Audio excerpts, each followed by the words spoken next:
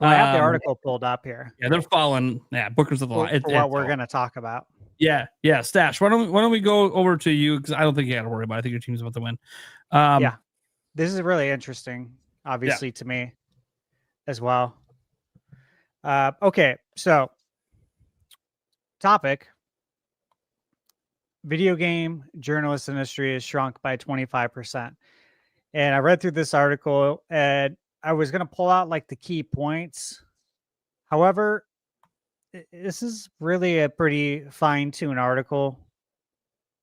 There's not much fluff here, so I'm just going to read it so we get the full context here.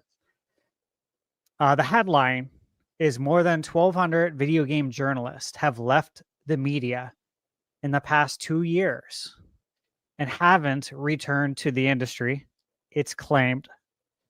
So this is according to data supplied to VGC by Press Engine, a popular PR tool used by developers and publishers to distribute codes and press releases to a global database of journalists and content creators. I've actually never heard of them. I'm gonna have to look them up after the podcast. Yeah. I was aware of them. I could never get them to send me anything, but yeah, it's okay. I'm not a reviewer though. You are, so maybe I'll have some luck. Yeah, try that. Okay, it says, so according to Press Engine, more than 600 journalists who regularly covered video games at major outlets around the world have disappeared in the last 12 months. Virtually the same number of people left their positions in the 12 months before that, the firm said, and haven't taken up roles at other media companies since. According to Press Engine's database of Tier 1 publications that cover games, which is defined as major websites, both specialist and mainstream, with 7-figure plus audiences. So over 1 million viewers. And the global pool of game journalists has declined by 25% in just 2 years.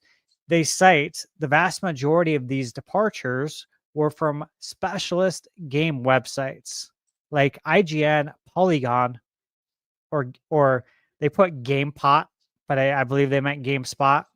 Yeah. Mm-hmm. Come on, guys.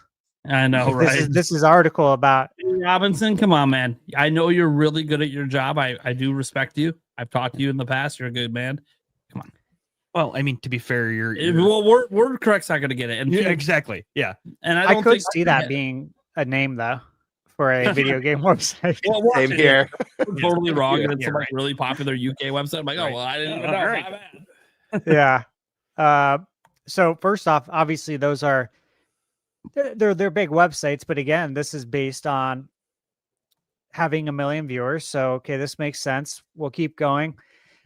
It says if amateur, part-time, or freelance writers are included, the number of departures from the games media swells to more than 4,000 people since October 2023. So again, effectively the last 24 months. It says this figure highlights a significant drop in the number of people writing about video games, either because they've chosen to change professions or been affected by the wave of redundancies that have hit most major game publications since the pandemic. All right, so, this is all kind of setting the stage, and then it gets into some more interesting details here as to what some of these experts that have been in the industry for a long time think as to, like, what's the reason for this. And of course, as you would expect, COVID's being cited and not recovering from that because all the jobs that were cut, some of these people just left entirely. Some of it took a long time. COVID happened years ago now, right? Crazy. Yeah, but the effects were still felt for many years after. Okay, makes sense. It says, according to Press Engine co-founder Gareth Williams, the most significant contributors to job losses in the games media are an overall shift towards covering the biggest games. We were just talking about this earlier. The biggest games, the ones that get the highest reviews. So there's a shift towards covering the biggest games. Sorry, I got to pop up. Resulting in increased competition for those who remain and harmful changes introduced by the Google search engine. Okay. I thought that was very interesting, but again, we'll dissect this in a second because I'm almost done. Now it says, culmination of a number of factors has cost video game journalism some of its brightest talents.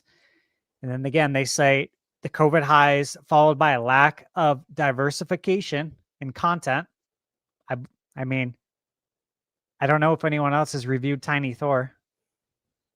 That's a lack of diversification in content, 100%, because you're only reviewing the big games that everyone cares about.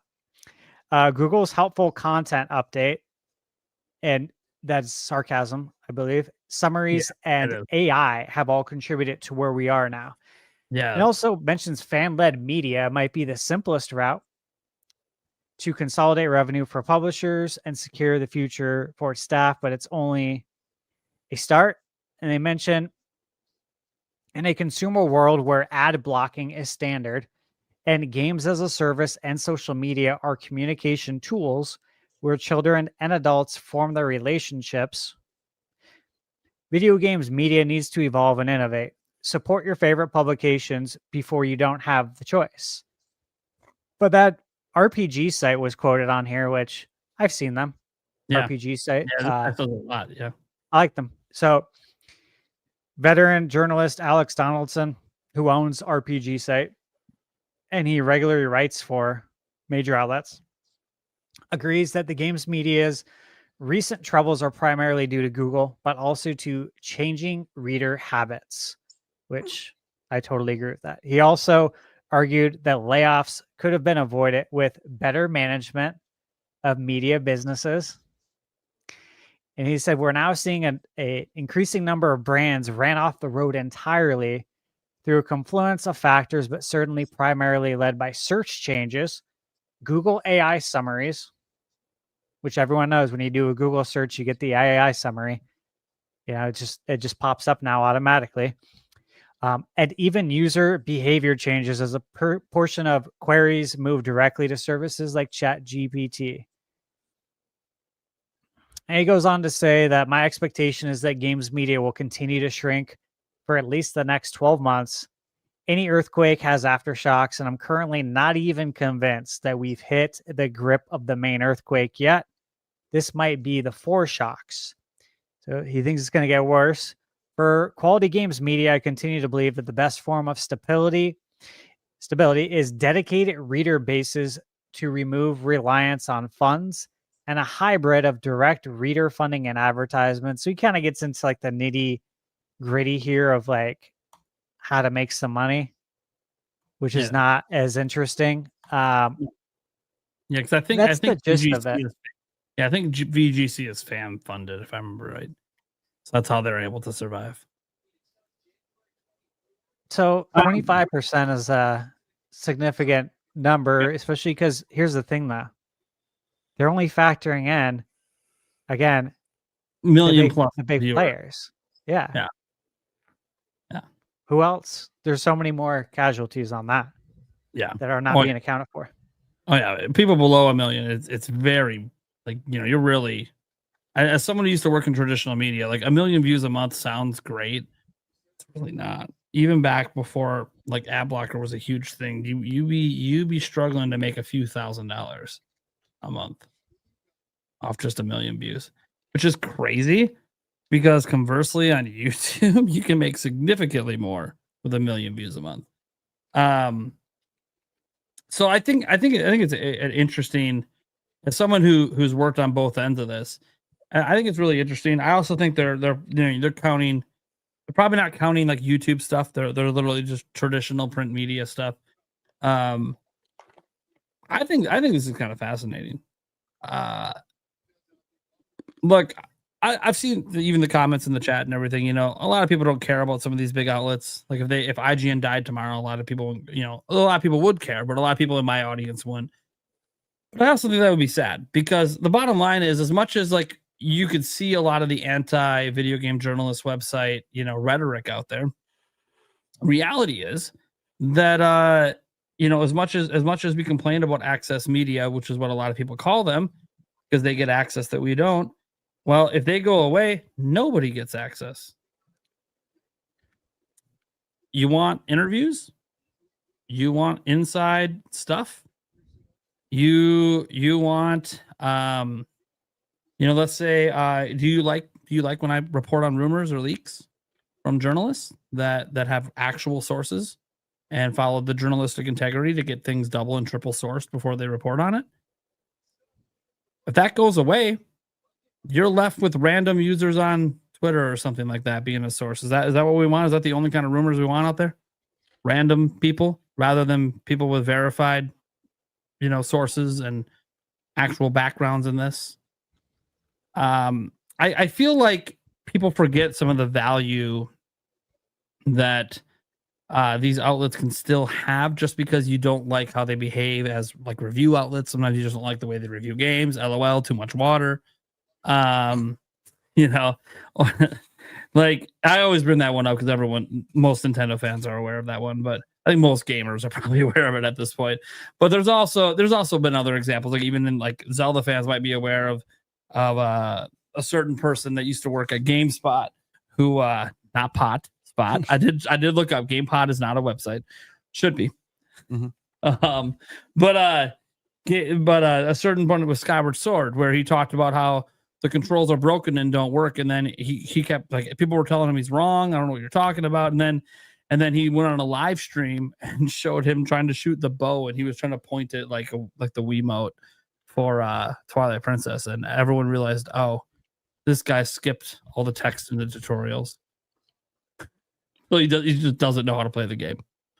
Okay, so that really explains the review quite a bit because this isn't a Waggle Fest game. That's not how this game works.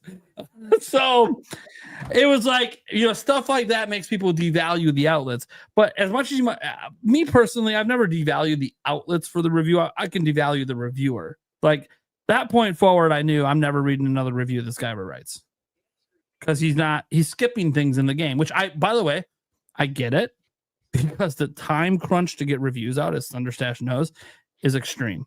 And he might be reviewing like 3 games at once. So I get it. And so I have respect for that. But also, don't skip the tutorial. Well, the guy probably figures I played a bunch of Zelda games. What's the big deal? Yeah. It's like, okay, yeah, but they shot the bow on stage at E3, right? Right. Like you didn't even pay attention to the media around the game. Okay, you probably weren't the right person to review the game. Like you didn't even pay attention to the media around it, which the demos at E3 had you shooting the bow like this. Did you play Wii Sports Resort? No, probably not. Okay, because it also works that way there. Anyways, and I'm not saying that it's like it's neat that it works that way. I think pointing's more convenient, obviously, but whatever, it's fine. I was used to it already because of Wii Sports.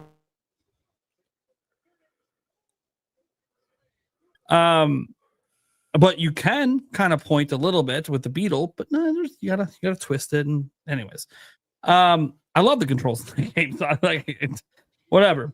Point is that I think people look at when that stuff happens or when a mistake happens in a report, which we can point to a number of misreports out there.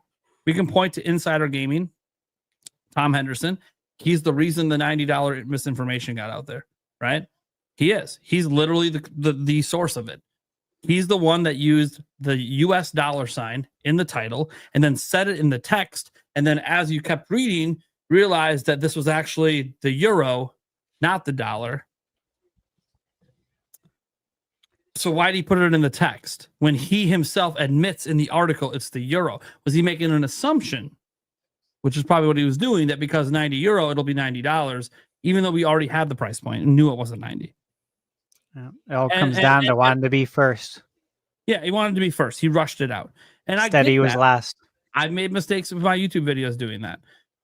But did that make me dislike him more? No. I still think he's really well connected. He's been right on so much stuff and had so like his body of work is too good for me to take this one thing and be like, you're a piece of shit. Absolutely. Some people, I don't that's all believe in that trash. Yeah. But for some people, that's all it takes is one mistake. I'm like, dude, we all fuck up. It's okay. Yeah. I hate that article is still up and he's never offered a correction on it. I don't care. You know why he didn't offer a correction on it? Because he's moved on to the next 80 billion stories he's got to cover there. Like he's moved on. He's not, he He runs that whole website. They're one of the most reliable websites in the world for inside information. We're talking about stuff that hasn't been officially announced yet. Their track record at that website, Insider Gaming, is impeccable. So you know what? He fucked up. He didn't really correct it, which I think he should have at least had someone go in there and correct it. Life moves on, right? Yeah, it does. It's not that big a deal in the grand scheme, even though, yes, it did create this huge online narrative, and it was created because he is so reliable. No one would really think he would make that kind of mistake and then not fix it. So that article still being up still leads to that misinformation, despite the fact it's been out for 3-4 months now, and we know this isn't the case. But I'm not mad at him in particular. I'm mad that the people spread it, and I'm talking about like content creators and other news outlets didn't do their due diligence. That I don't think there was an excuse for. Him rushing out to be first and fucking up, it happens. Not offering a correction, I think that sucks. But everyone else covering it, you could have did your research. So I do think that some of this has caused a lot of animosity. Obviously, some outlets, won't name them, but some outlets out there that have injected their politics into how they cover games. That's obviously upset people. So I think there's a lot. I think there's a lot of reasons that people have this animosity towards game journalists, and that's why YouTubers like me and others have been able to gain followings and stuff talking about news. But reality is, all the news I'm talking about is coming from these very places. I'm not the source for practically anything.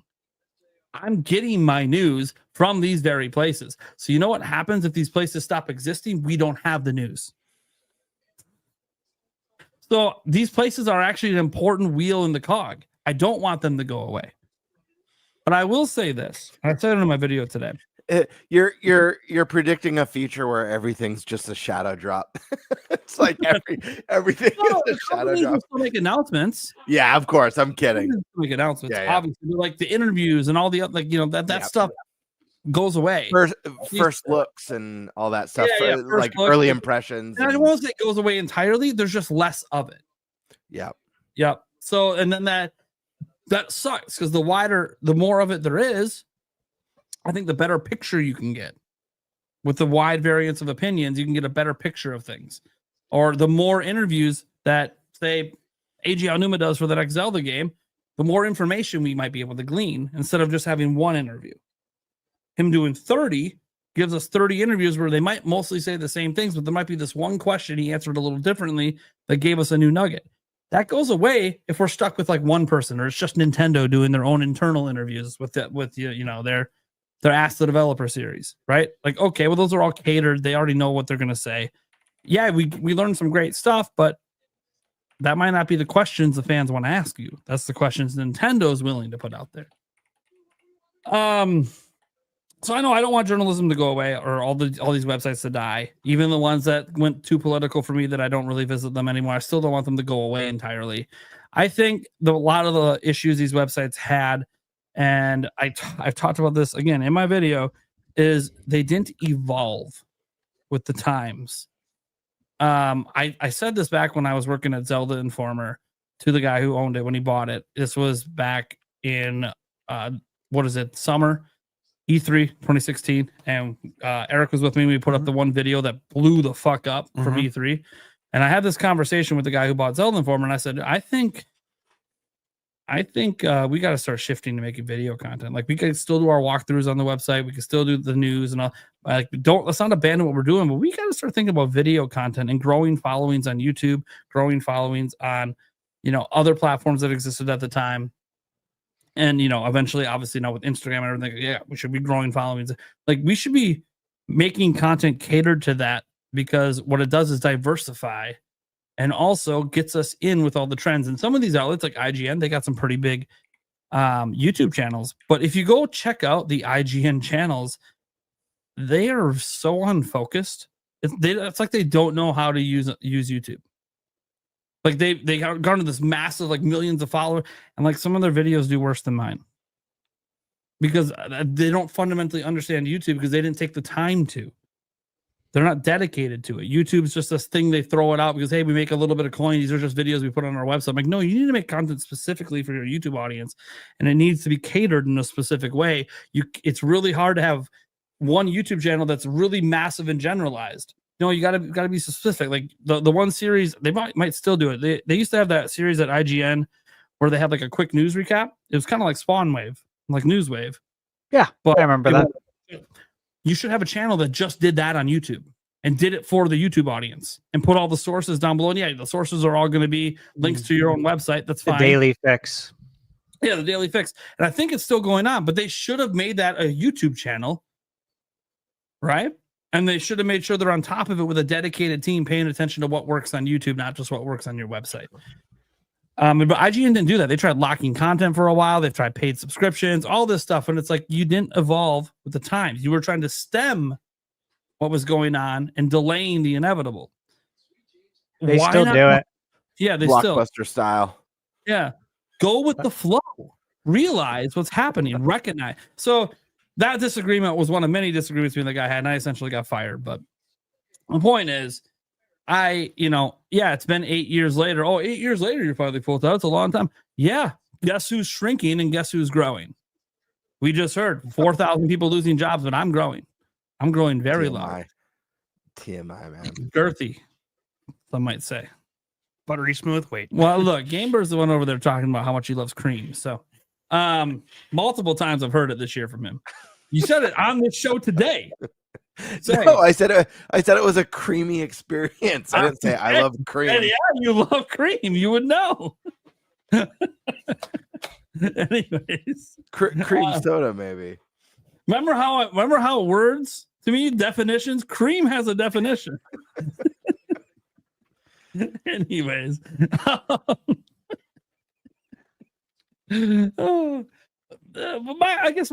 just end like this because I've talked for a while. It's just, I don't want these outlets to go away. I do think this sucks. I do think it's a sign of the times. I do think that some of these outlets might have overhired during COVID when people were all at home and like literally the whole world was chronically online. Not just, a huge chunk of us are, but not the whole world. But for a period, the whole world was because they didn't have anything to do. And it was the only way we could communicate with people. But now I think that, one, I wish these outlets well, and I hope they find a way to survive. But also, I don't think it's too late to evolve. People always ask me, is it too late to start a YouTube channel? No, it's not. Understat just started one like 2 years ago. Look at them now. Yeah. And everyone will tell you everything you read and every video you look up. If you look up those things, search for those things, what's the cutoff age or things of that nature. If you start digging and doing some research to see if there's any factual stuff, what you will find out is that every channel and almost everything you read is going to tell you, do not do it. You cannot do it. Yeah. It is not in your favor. The odds are terrible and that it's oversaturated. And there's truth in there, but sure. If you're gonna do it, you just gotta do it and not listen to the what's not in there is because it's like based on stats. Like the stats are very low for anyone that makes it on YouTube, like extremely low. But if you notice the people that do, there's like a consistent pattern about why those people are making it and why the other people are not. Like you can increase your odds. Yep. So anyways, I just wanted to point that out because there's a couple examples of this. Obviously, we know about some people that left big outlets and formed, or their outlets closed, like when Game Trailers closed back in the day. Easy Allies came out of that, right? Easy Allies was formed out of that. So, when Greg Miller and stuff, they left IGN, they formed Kind of Funny Games, right? And these are really successful. They're fan funded. That's cool. That's what they decided to do. Jimquisition, right? Fan funded. So you can leave these outlets and form your own thing, which has been proven to be highly successful. But how about transitioning an outlet entirely instead of leaving it? Give you one example that did it brilliantly. Digital Foundry. Did you guys know that they used to just be a print thing on Eurogamer? They didn't have video content, or they would just have little clips to show what they're talking about, but they weren't like a dedicated YouTube channel. Now they're completely independent from IGN and have a massively successful YouTube channel. They transitioned. They knew video content was the future of what they were doing while they were still making the articles on the website. They didn't stop making those articles. They just expanded to video and started, when they did video, they started making some things that were just for YouTube. So they would have an article where they examine a game. They would make a video about that, of course. But then they would do things like DF Direct, Digital Foundry Direct. That was a YouTube only thing that was not on the website. They started catering to the YouTube audience. So that's just an example of a major thing that was traditional transitioned. And now they're more successful than they've ever been. And now they're independent and don't have to rely on big business to keep them alive. So I'm just saying that Digital Foundry should be a steady case for much of the industry. And I'm not saying like Video Game Chronicle needs to go, like they have videos as well, and their stuff on YouTube isn't doing very well. Again, my personal opinion is I just don't think the people doing it that run VGC know how to properly grow on YouTube and know what they're doing.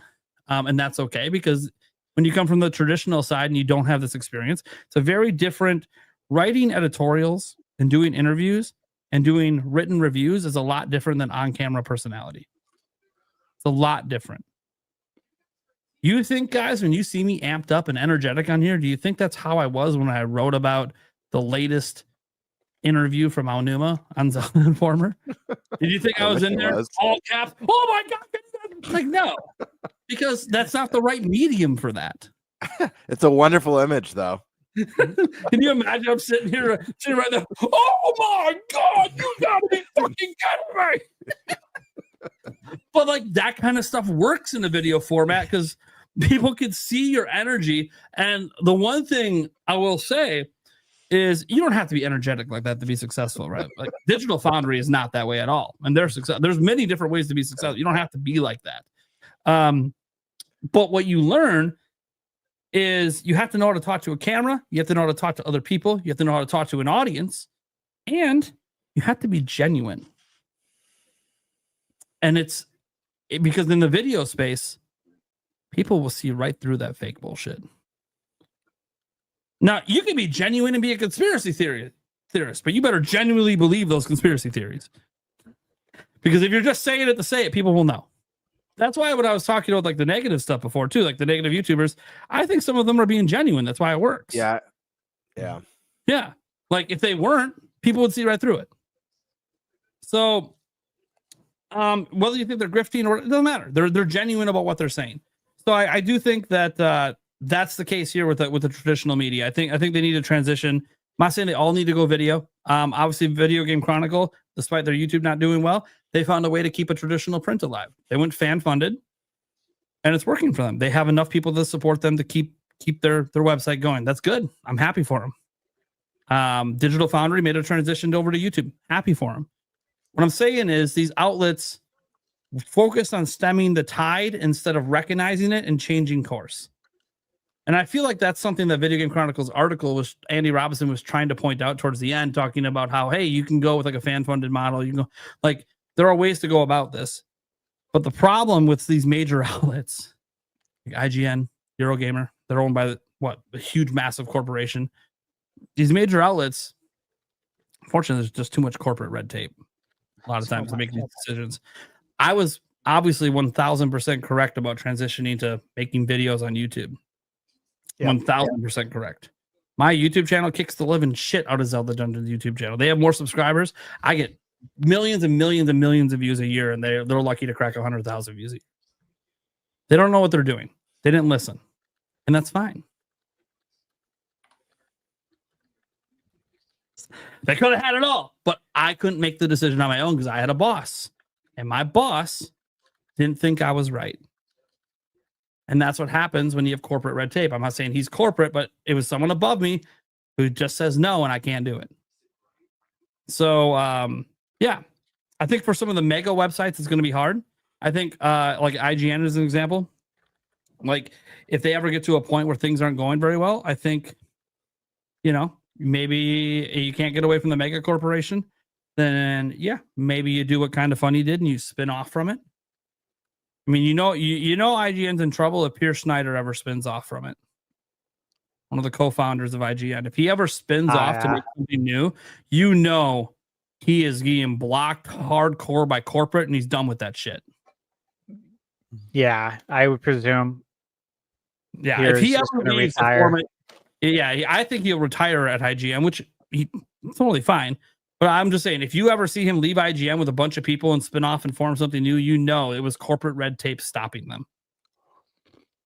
And that sucks because some of that's like with Kotaku, the political stuff, but it's not even just that. You got mad at Kotaku. Well, you're sharing all these things that aren't gaming related. Yeah, you think that was their fucking decision? You think when Stefan Totillo was running Kotaku, he wanted to run non-gaming content on a gaming website?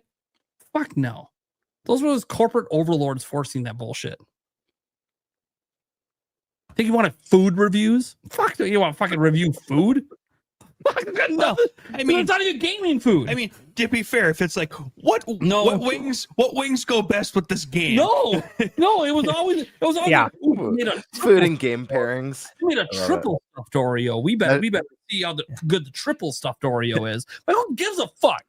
Answer is none because you get sauce in your goddamn controller. You know who gives a fuck? Make a food review channel. That's a reference to a.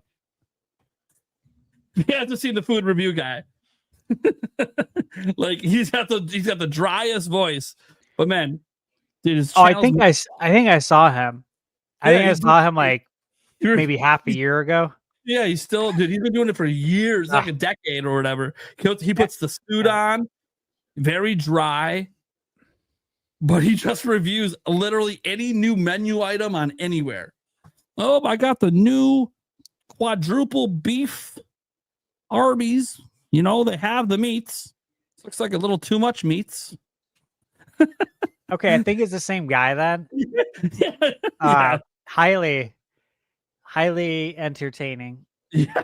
I really enjoyed it. I'm like, he like never this is smiles. shit. He like literally never smiles. The entire video, every video, never cracks a smile. He practically doesn't like anything. But when he does like it, he's like, it's better than the last stuff that was really bad. But it's still not good. Nice, nice, nice. Like, oh, okay. He doesn't use a score. He doesn't give us like scores or anything. He's hilarious. But yeah, like, you know, that's where that content should be. Huge market. You can't review, like, you can review food without making a video, but in the modern age, like, people got to see it.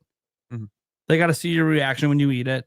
You know, like you can't, it's really hard to review food in just a written format. I know we do it all the time with like reviews of restaurants and stuff, but yeah. Anyways, I've talked enough. Whoever wants to go next. Yeah. Go for it, Eric. No, I got really nothing to add. Yeah. It's I think part of it is part of like you were kind of touching on. Sorry, Gamebird. I'll be done good. real quick. No, take your time. Part of it is I think kind of what we're seeing with the gaming industry here too. It's all consolidation, and then shit happens, and then they got to close studios. You know, and part of this could be, you know, consolidation, and then they start treating their employees like, you know, crap, and instead of shutting down the media site, people just go, okay, I'm done with this. I'm done being treated like crap. I'm done. You know, and then they either go out and spin off on their own and do something else, or they just completely leave the industry. I also think, you know, feedback nowadays, as we said in the last one, is now absolutely asinine. You know, there's death threats for a lot of different things that there should never, ever be a death threat for. And some of these people are probably just burnt out from all that garbage too. And so I don't blame them for wanting to leave for their mental health. But, you know, I think that's kind of where most of the stuff is coming from is possibly even mental health. You know, it's just they want to save themselves from reading the shit reviews the shit comments every day and things like that. And, you know, so that's kind of where I'm at with that. It sucks. Before Gabriel goes, I just want to say that food channel is the report of the week. That's the name of the channel. It's got like 2.9 million subs. Oh, nice. Yeah, this one's a hard.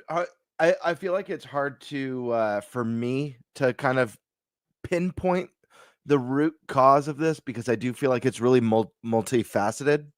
As someone who's like not like deeply researched the topic, I just know so much has changed. You know, a lot of people just find more independent success, like going off and doing their own thing on YouTube. and not having, suits kind of dictating their work, and they get to cover things that they're really passionate about. They get to review games that they're really passionate about. I think diversification is a big part of it. It was mentioned earlier, both Nate and Thunderstash, about like only covering the biggest, like the Grand Theft Autos and the Skyrims and stuff. There's so many like niche titles that really deserve the spotlight that don't get it, maybe until like launch day, and it just turns out to be like this absolute banger, and then suddenly everyone's racing to cover it at the last minute. I also think like not to knock people, but I also think there's an issue with attention spans. A lot of time people base their opinions. A lot of people don't even read articles anymore. They read headlines, and then the headline is the news. Yep. It's not just video games. It's with everything. The headline's the story, and headlines exist to be clickable, like clickbaity in a sense. So oftentimes you have an extreme headline that's not actually indicative of what the article explains. You see this in YouTube videos as well, but as for we're focused right now on like these big media sites. I don't know. You get a piece. You get a piece of the picture, but not the full picture. I think another issue with a lot of games media is number scores. I don't think number scores are very helpful, and at all. And if it was up to me, we would do away with them completely. I don't think. Now, obviously that changes the game for a site like Metacritic or OpenCritic that collects and averages out those, but they could replace it with they want to use AI. They could use AI to gather keywords and give an overall like favorable or unfavorable or mixed type of score, I guess. But I feel like number reviews are not helpful at all. Someone sees a 7 and thinks bad game, doesn't get the overall picture. They don't get the why it's a 7 or why it's a 6 or why it's a 10, why it's a masterpiece. Yeah. They see 10, they think masterpiece. I want to buy this. It's a 10. It might be a game that they end up not even caring for. I mean, I could give an example of one. I love the first Red Dead Redemption. I actually am not a big fan of the second game for a specific reason. I think the story is phenomenal. The voice acting, the performances, the gameplay for me and what I enjoy is a little bit too simmy. Like there's a lot of button inputs for like simple tasks like getting on your horse and dismounting from your horse. As I had a blast, and I'm sure I'm gonna really like Crimson Desert. I was thinking the same thing. Yes, like like talking to an NPC. It took me a while. I was like, why can't I talk to this guy? I'm like, oh, I gotta hold L1 before I press X to talk to or I have to hold L1 and press X and circle at the same time to talk to the NPC. It was something weird like that. Yeah. So just because something is a 10 doesn't necessarily mean I'm gonna like it. When I did like number scores, this is actually when IGN used to do number scores way differently, and I actually valued this. They used to break it down into multiple numbers and then an average, and they'd grade each category: presentation, gameplay, music, sound design. Do you guys remember this at all? Of This was course. a long time ago. Of course, I loved it back then. You know what was great about that? Was that, let's say I'm a gamer and the main thing that I look for in my games is story. I want to play games with great stories. Yeah. If I see a game that gets a 7 out of 10 and it talks a little bit about presentation or art style, not the best, but the story is a 10 out of 10 or a 9.5 out of 10, that 7 is now an extremely desirable pick for me. Because I'm like, okay, well, this is the most important thing to me, and they nailed it with this. So I know these other things that maybe aren't as great, I'm going to be able to like look past. So I don't know. I feel like just seeing a number and then giving your thoughts on because people don't read, they go right to that end page. So and I know part of it's attention spans. And I think that's why the video side of it is so good. I think people are a lot more willing to go to Thunderstash Gaming and listen to him talk about games than they are to click on an IGN review and start at the top and read the article. You know, I think people are able to listen while they drive, while they work, while they're cleaning their room, whatever, or they want to sit down and watch. You know, I have to assume that a lot of people don't visually watch our YouTube reviews, or a lot of people just listen. So I don't know. Everyone's There are busy times- too. Like everyone's so busy. A lot of people, a lot of gamers are, in their later 20s, 30s, 40s, even people who grew up with games.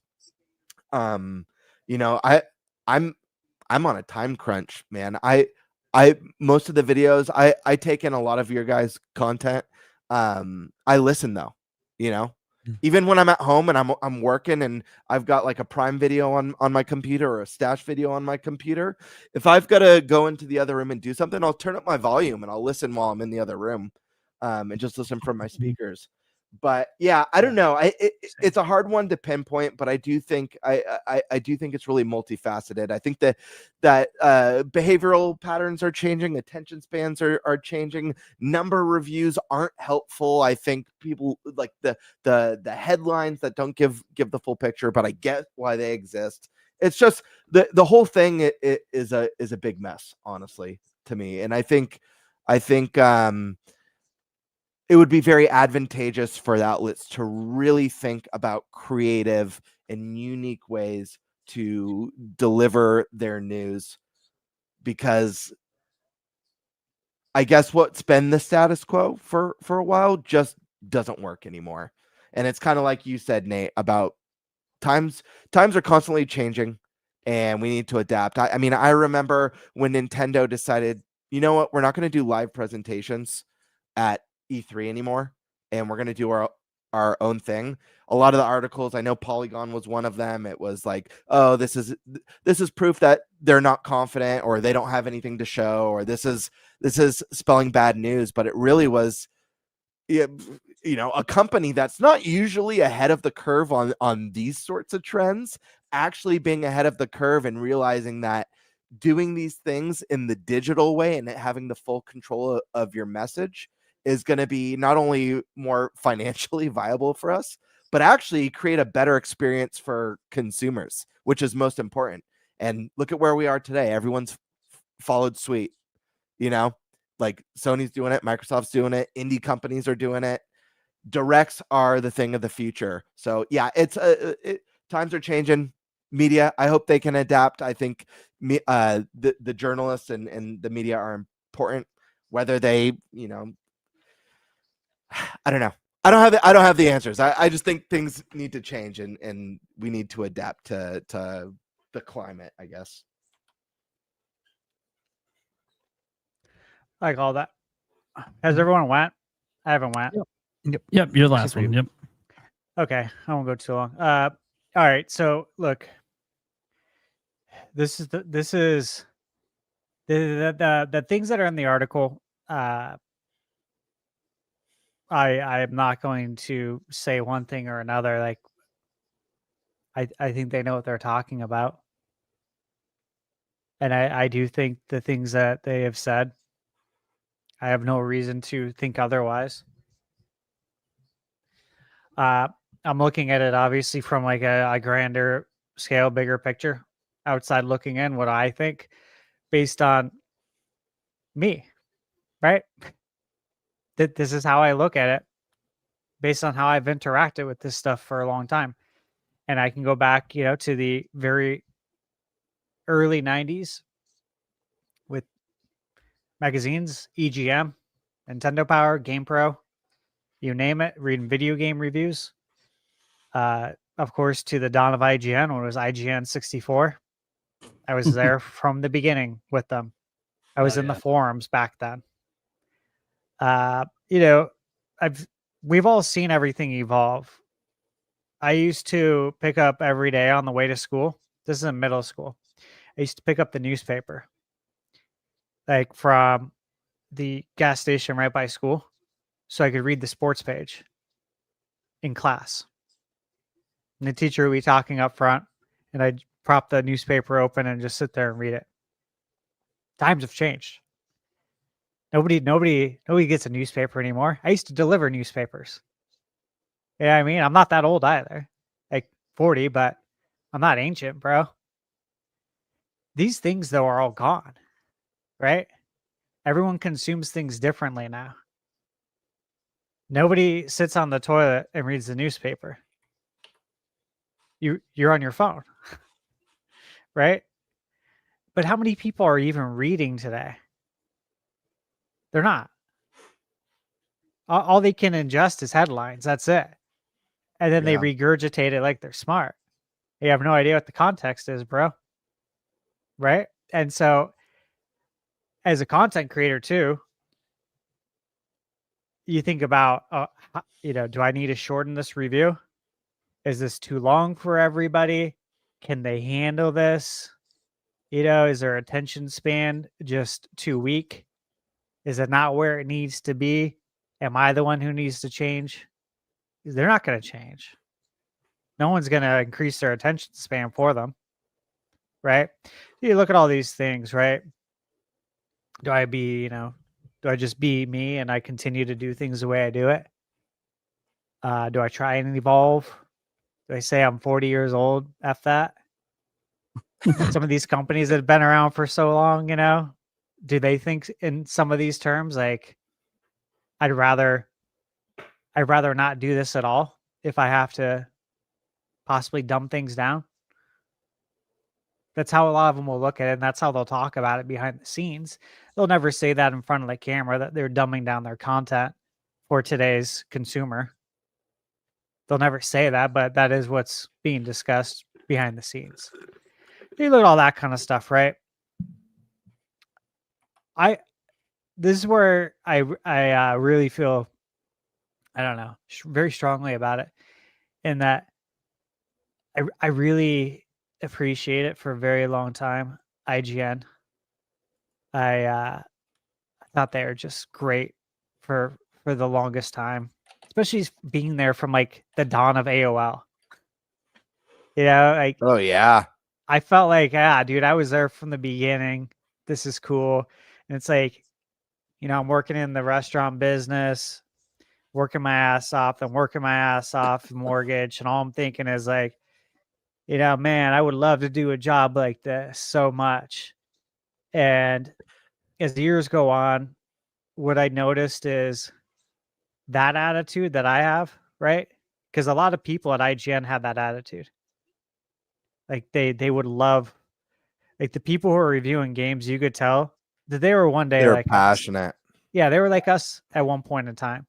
And they're like, oh man, I would love to do this for a living. And then they got to do it. And then you root for them. So like, yeah, dude, like I don't get to do it, but I'm happy you do. And I jive with you. I get you. Okay. Fast forward. And so much has changed in the world now. But I don't know who's reviewing what anymore. I don't know who these people are. They don't have like the same takes I do at all. Here's a problem that bothers me. I don't know if it bothers everybody else, but I'm big on trust, right? And can I trust the reviewer? Do they actually game? Are they actual real gamers? Or is this just a job to them? Are they passionate about it? Is this something you get to do or something you have to do? And I see too much of this is something I have to do. And I hate that. I see it in sports too. In pro sports, it's something I have to do. I don't really love this sport. Right? And it kills me. But we see this too. Like video games is one of those for me. It's one of those dream jobs, right? To be able to work in video games. in like any sense of the word. That was always a dream job. But it was always a job that was paywalled behind a college degree, which to me, I was not interested in uh, going into debt to go into more debt, repaying school loans because you're not making the amount of money you need to make in order to pay it off, and then also take care of yourself and hey, maybe take care of a family and kids. Right? I got chastised at a young age, obviously out of high school, for not going to college. Everyone was worried about me. Everybody, all my friends. Dude, Didn't think I was going to make it. Time. They really thought I wasn't Dude, going to make it. They were very worried about me. It was Like, a huge thing. I they feel pushed like it so hard. growing up. Yeah, like if you showed a Like you'll be a junkie on the street if you don't go to college. I know. Yeah. It's wild. And It's so crazy. No one talks like that anymore, but it legit was like that. That like, dude, what are you doing with your life? You know, you're a loser. You don't want to. Yeah, you're gonna. If you don't go to college, you're gonna end up a complete loser on drugs. Yeah, it was really bad, and so you know you have to battle that too and stand up for yourself. Like you know, you can think that all you want, but like I'm not here to sell you on why I think my trajectory is better than what I guess you think. This is my life ultimately. You can go carry on with yours, right? But back to the point with these reviewers and just kind of what I see in general, okay, is that I don't see the passion. And one thing, look, you can only have so much experience in life. We've all said this too. A lot of people, we all experienced it when we were younger. You go apply places, they want experience. Well, how can I get experience if I can't get a job? Right? Video games, I think, is different. You're playing video games as a kid, right? You don't just decide at 18, I'm going to go review games. You know what I'm saying? Like you have a passion for it, and that's what's got you into this field. You didn't go into it because you want to be rich. It's because you have a passion for it, and you hope everything else falls into place.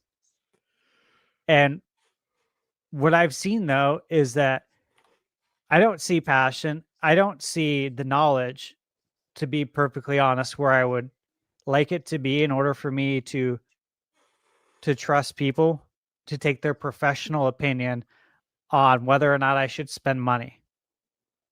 Okay? Like, that's really what it comes down to.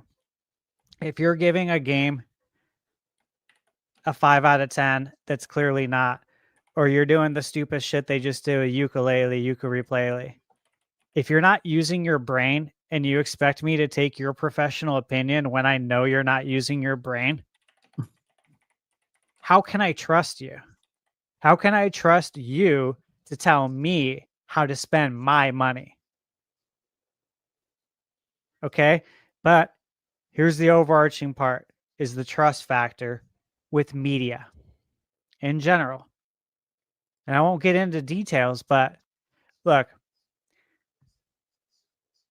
this is nothing new with me. I have not trusted any media, mainstream media, since I was in high school. I have my reasons. I won't get into it. Nothing has changed. It's only gotten worse. And we're seeing it now filter into other forms of media, video game media. There are some companies that have really hurt the reputation of what it means to do journalism. So much so that, again, anyone can go on my YouTube and go read my about section. I make it crystal clear that I have nothing to do with journalism. I don't want any attachment to that. That's not what I am. I did not go to school for that. I would not advise to go to school for that. So why would I act like I did? I review video games, man. I am not from this field. But I'm going to presume I probably know more than you about video games. That's just who I am. You guys know that. Like, I'm not going to sugarcoat it. and it's okay if I do, and it's okay if you know more about it than me, right? But I need to trust you in order to take that opinion. So there's some reviewers at IGN that have been there a long time. For example, I value their opinion. There's yeah, I think there's surprised people that like Nintendo Life. They've been around, they game them for a while. I value it. If you came from where we came from with the NES and you've seen it all, and you take that stock when you're reviewing a game, I value that. I really do. If you take all that into consideration, like that's Yeah. important. Like when I'm reviewing indie games, some of these games are like NES games. You know what I'm saying? Like AVGN 8-bit. It's built to play like an NES game. But if you give that to someone who didn't grow up on the NES, they're going to be like, this game sucks. The graphics suck. What is this supposed to be? Why does it look this way? It's like, no, this is the source material. This is what we're going for, actually. That's what we're shooting for here. That's a good thing. But they think it's a bad thing.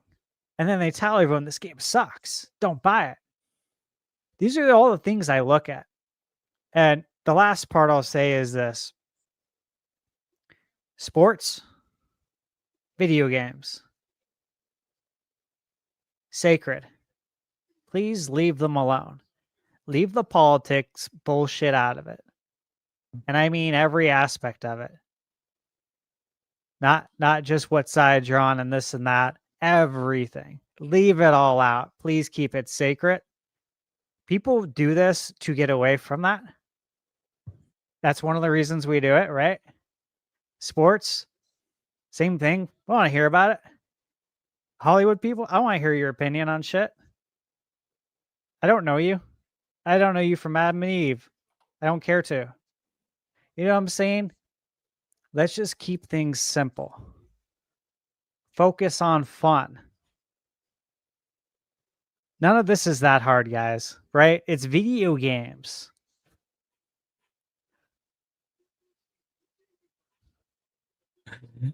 In less words, Sash just said, "Stay in your lane." Yes. None of this is that hard. I remember when NVC used to be so much fun. I used to love that podcast. Dude, I And loved they had it. like when it was regularly like Pear and Brian Altano and Zach And Ryan or Jose Jose Otero Otero. or Yeah. even back in the day with oh man, I forget their Matt names. Was it Casamassina? Matt was great. There was also Richard and Audrey, who now I don't know if they still work for Yeah. Nintendo, but I know they left when they got jobs at Nintendo. There's But- Boson. Yeah, Boson. But I especially love like I was a very big fan. I loved when both Pear and Brian were on NVC regularly, especially Pear. Like the guy's just got so much knowledge and wisdom of the industry. Just I like that guy a lot. he has so many great takes and great perspectives, and you know he's Yes. genuinely someone who grew up with the industry and loves it, and you know the passion, the fun. Love that. Yeah, it's who he is, dude. Yeah. And that's what I'm talking about. Okay. Like if that could be transferred, like if everyone else had that, okay, video game journalism as a whole would be in such a better place, right? Instead, it's content creators who are doing this because they love it. I did not do this to because I thought I was going to get rich, and I don't plan on it. If it happens, great. But doing this was about doing what I actually want to do. Called Because I passion. just worked 20 years managing. You know what I mean? Like it's doing what I want to do because I really love this. And I don't see that elsewhere. And that's what bothers me. Yeah, I mean it's just called having a passion. You know, sometimes that feels like it's missing in some of that coverage, which has probably led to some of the downfall. And it's interesting too because like some people have this hard time believing that that I'm passionate about talking about news. Yeah, actually, I'm very passionate about talking about video game news and giving my thoughts on it. I've been doing this shit since my playground days. busting out the Nintendo Powers, the Game Informers, the PC gaming magazines, Yeah, bringing it dude. up, talking about the latest news and the upcoming games with my buddies. I legitimately am passionate about it. And I hope that comes through in my content, because I feel like that's the key to the entire success of my YouTube channel, is that I actually do care about this shit. I might not be always the most knowledgeable. I know I'm more knowledgeable than some people out there, but I'm not the most knowledgeable, and that's okay. The passion drives what I do. You know, when you watch Gamebird's channel and you see some of the skits and some of the, and he fucking loves that shit. Like, passion has to be behind it, or it kind of falls apart. And I feel like sometimes you can see with some of the journalism that, you know, the passion might be elsewhere, not with the game. And it's okay that you have a different passion. Like, if your passion's politics, cool, follow that passion. That passion, though, doesn't involve video games. Yes. You know, I don't look. Lots of people have a deep passion for politics and religion and talking. Go for it. I'm not gonna. Dude, that's good. You can have different passions, even if I'm not interested in it. It's okay. There are lots of people that are. Millions upon millions, billions, arguably, that are. That's okay. Go do that then. Like, you know, if you're in the video game industry and you lost your job and you were someone like injecting politics into your coverage, maybe you should go be a political commentator. Go do that. Chase your passion. Cool with it, you know? And I'm not as strict as Stash about staying in your lane, but politics and religion, you guys know, like, it's a huge thing at my channel. I don't care what you're politically affiliated. I don't care what your religion is. None of that matters for anything we're talking about. But the reason that I don't want that here is because I know the kind of discourse it brings with it. And we have enough discourse just talking about video games. This is what I always say too. Like, I won't even like go into that topic. I always say this because people can't even talk about video games maturely. Yeah. I'm not gonna go there. Yeah. No thanks. It's like just staying in the lane of talking about video games. Think about the headline topic for the show today. It's like just staying in the lane of talking about video games alone has enough discourse and drama. We don't need that other stuff. We're good. We're good here. Let's focus on what we're on. And yeah, there's always going to be some crossover at times. Example, what happens politically, tariffs, things are more expensive, leads to discourse. I get it. We could recognize that's a part of it and move on and just talk about the impact on our wallets and shit for video games. We don't have to focus on why, or you hate this, or you want a different regime, or none of that matters. Not for the topic we're talking about. What matters is this is what the reality is today, and this is what's impacting games. So let's talk about what we can do as consumers to maybe try to stem some of it, or fix it, or save money, or whatever, right? Download Rocket Money. There's my sponsor for the channel. So I am sponsored by them. Although I did start using their app in the last week, and I'm like, oh, you know what? I get why people use this. It's actually, I get it. There's actually some convenient stuff with it that might help you with your finances if you're bad with it. You know who I wish had a YouTube channel talking about games is Reggie. I would love to watch that. Like or even better, I would love a show like Shark Tank with like Reggie and like Kojima sitting in chairs and with indie games or something. Yeah, yes. Dude, if Reggie made a YouTube channel talking about games, I don't want to talk about game development and stuff. That's not his expertise. Dude, I'd like to know about the business side more. Like in his book, he talks a lot about the business side in his book. Dude, you can make just the book alone. You can make some great YouTube videos off of that stuff. Yep. You know, just like Sakurai. Sakurai's a developer. He went deep into game development stuff on his YouTube channel. I'd like to see someone go into the corporate side.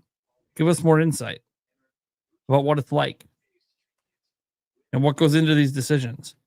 And obviously for him, it's particular with Nintendo. Now, to be clear, there might be things he can't talk about.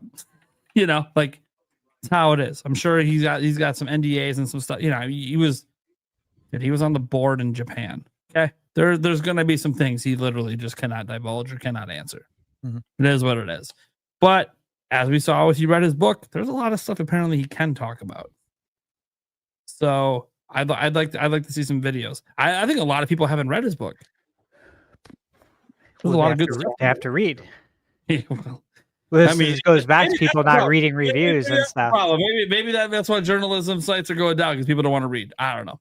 They don't. But that's fine. That's the modern thing. You got to transition with the modern times, and it doesn't mean put videos on your websites. People don't want to go to your website to watch a video when there's video platforms already.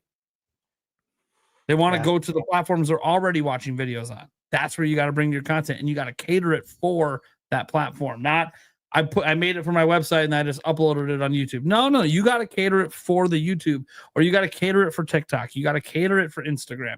You got to make sure you're targeting it correctly. You can get your message across. Do your homework. Sometimes when I go to a website like IGN, the ad will literally eclipse my screen, and like it'll give me like this much to read. The screen's like this big, but I can only like read this much because an ad's coming in from the top and the bottom. I'm like, this feels like the days of pop-ups on like, hey, well, what the hell is going on? But it's and then when you try mobilely, like on your mobile phone, and you're like scrolling, you're reading, okay, this is good, and all of a sudden, refreshing the page, and then you're back at the top, and you scroll down some more. Yeah, this ain't gonna work out. We're gonna close the file now. It's very obvious I use hardcore ad blocking because I can't browse your fucking website. It's bad. I just realized something. I want to inject this into the conversation really quick while it's on my mind. This is something I actually meant to talk about when we're talking about like the multifaceted reason why, the games media is struggling. I don't know what impact this has had on people. I can only speak for myself, but this is definitely something that's affected my use of sites. Like I actually specifically IGN, and I'm sure that the same is true for other sites, but IGN was a site that I used to, growing up way back in the day, used to frequent like daily. For video game news is I hate spoilers, story spoilers, like game secret spoilers, and it's all over the page now. Like when a game comes out, day of, literally like launch day, with the little article thumbnails and all that stuff, how to unlock whatever character. It's like, oh, cool. It's because that's when they get their views. They get their views, right? Of course, and I totally get that. But for me, it's made me less inclined to actually go on the page. What they should have done, and they didn't think about this. They put it in the thumbnail. They show the character. It's fine that it's in the thumbnail, because when I say it's fine that it's in the thumbnail, not that it doesn't bother you. It's that they're setting, and I know this because I used to do guides and all this stuff. They're trying to get ranked and be top search on Google, and people looking for that guide will recognize that thumbnail as what they're looking for. So they don't care it's day one. They want it to be day one because they want to be number one in the search. So I know what they're doing, and that's fine. It is absolutely fine to do that, but it does not need to be front page on your website. It should be news. Yeah. You should only get that if you go to the guide section of the website. Yeah. Dude, spoilers ever. And that's just what, like, a character thing is just one example, but they're everywhere. They do it with shows too. Like they'll be like, you'll watch a new show. Maybe they'll be like, I don't know, let's say one of the superhero shows, and there's like a special cameo. They'll just like throw like that special moment the day the episode review of this season of this episode. Oh, look, one of the major plot points, you just threw it in the me. This is why I tell you about trailers. I just need to I don't even need to see all of the first trailer. I just need to see enough to be sold, and then I tune out. I don't want to see trailer 2. I don't want to see trailer 3. I don't want to see the launch trailer. Yeah, see everyone's different. For me, I'm cool if it's official media. I'm cool. Because here's the bottom line: like when like the trailer thing, right? Like the 2, 3, 4 trailers that can be official, by the way, not website interviews or anything. Obviously I know if I'm going to see a movie usually off of the first trailer, unless it was like a really like weak teaser trailer that didn't really tell you anything but a title or something. You know, like they announced the Zelda movie. I know I'm going to go to it, but I am curious to see the trailer. Like when a video game company only shows us CGI. Yeah. And- See, like that. And they pass it off as a gameplay trailer. And you're like, Yeah. it's bullshit. So I don't mind watching all of them all because here's what I figure. If I watch all of these trailers, say 4 trailers that comprises like 12 minutes or something, that's pretty long. Usually we have 3-minute trailers all the time, but whatever. Let's say it comprises, 12 minutes of the movie or the show. If I, in watching those trailers, then watch the movie, and that was the entire movie, it's not a good movie. Because the entirety of the movie shouldn't be able to just be put into 12 minutes. But sometimes it is. We all know it. We've seen it. We've had movies where you watch the trailers, you go to the movie, and you feel like nothing else happened but what was in the trailers. Like it feels like I already saw the movie. Mm-hmm. And that's why Sash probably doesn't want to watch them all, but it's like, yeah, but I don't blame when you can predict everything that's going to happen next, even when you're watching something at home that you've never watched before, but you know exactly what's going to happen. Watching a trailer is very bad for like people like that. Yeah. You know what I'm saying? This is like literally why I avoid it, like the play, because of like, and I don't know. I can already know what's going to happen. Yeah. What I know what's going to happen. Sometimes I don't care if I know, because the payoff can be how we got there. That's why, like, even with like video games, you guys know, like I cover leaks and everything. And let's say a leak I covered, let's say a leak happens now for the new Zelda game. It's a story leak. I talk about it, and it turns out that that story leak is actually what happens at the end of the game. Cool. That, I maybe didn't want to know that in hindsight. Maybe I wouldn't have reported it in hindsight if I knew that was the end of the game. However, I don't care because it's the journey. For me, it's all about that journey, especially because, as an example, spoiler, guys, Tears of the Kingdom, if you haven't played, Zelda's the dragon, right? I knew that shit fucking the moment I saw the dragon. I fucking knew. That's Zelda. Saw that dragon flying in the sky when I'm on the damn intro island. Oh, what's that? Oh, that looks like the Master Sword coming out the fucking nose. That's Zelda. I just know it. That's fucking Zelda from the past. I just know it.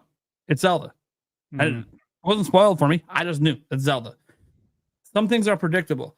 It's okay because the journey to get to that point where it's officially revealed, all the memories and everything, was incredible.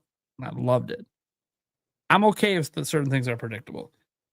But what's really cool, and since I am that person that can usually figure it out before the game tells me or before the movie tells me, is sometimes when they twist your nipple a little bit and it's not exactly what you expected. It makes those moments even more special.